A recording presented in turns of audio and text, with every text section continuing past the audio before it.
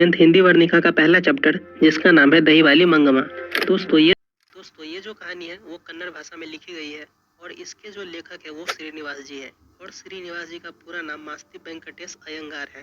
श्रीनिवास जी का जन्म 6 जून 1891 ईस्वी में कर्नाटक के कोलार जिले में हुआ था और इस कहानी के जो अनुवादक है मतलब कि इस कहानी को जिसने हिंदी में अनुवाद किया है उसका नाम बी.आर. नारायण है। वेंकटपुर नामक गांव में एक विधवा औरत रहती थी जिसका नाम मगम्मा था। मगम्मा के घर मगम्मा का बेटा और उसकी बहू और एक उसका पोता रहता था। उसकी बहू का नाम नजम्मा था। मगम्मा दही बेचने का काम करती थी और वह अपने गांव से 3 मील दूर बेंगलोर दही बेचने जाया करती थी। इसकी मुलाकात एक औरत से हुई जिसे ये माजी कहकर पुकारती थी। एक दिन नजम्मा अपने बेटे को किसी बात को लेकर पीट रही थी, जिसे देखकर मगम्मा अपनी बहू से कहती है, क्यों री राक्षसी, क्यों इस बच्चे को पीट रही है। तो नजम्मा अपने सास को ही भला बुरा कहने लगती है और कहती है, आपके लाड प्यार ने इसे बिगाड़ा है। तो मगम्मा कहती है, आने दे तेरे पति को, उससे ही तुझे डांट सुनवाती हूँ।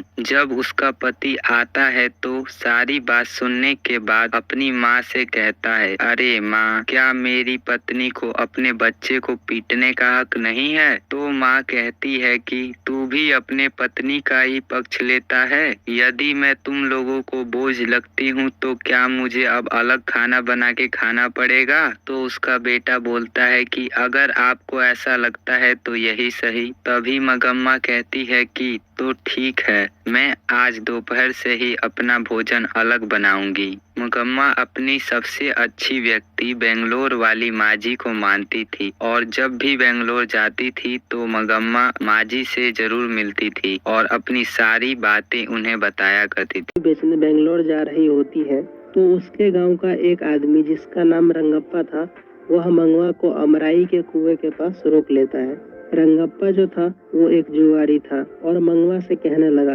मंगवा मुझे कुछ पैसे उधार दोगी, मैं तुम्हारा सारा कर्जा कुछ दिनों में दे दूंगा। रंगप्पा ने मंगवा को 2-3 दिनों तक पूछता रहा पैसे देने के लिए। सतर्कता और समझदारी के कारण रंगप्पा की चालें सफल नहीं हो पाती है। मंगम्मा की बहू नंजम्मा बहुत समझदार है। वह जानती है कि सास को सीधे सीधे मनाना काफी मुश्किल है, इसलिए वह अपने बेटे यानी मंगम्मा के पोते को दादी के पास भेजती है। वह बच्चा दादी के साथ बाजार जाने की जिद करता है।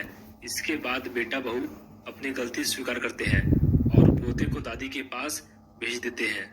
पोता दोनों के बीच समझौते का जरिया बन जाता है। इस प्रकार बहू की योजना सफल होती है और परिवार में फिर से सामंजस्य स्थापित हो जाता है।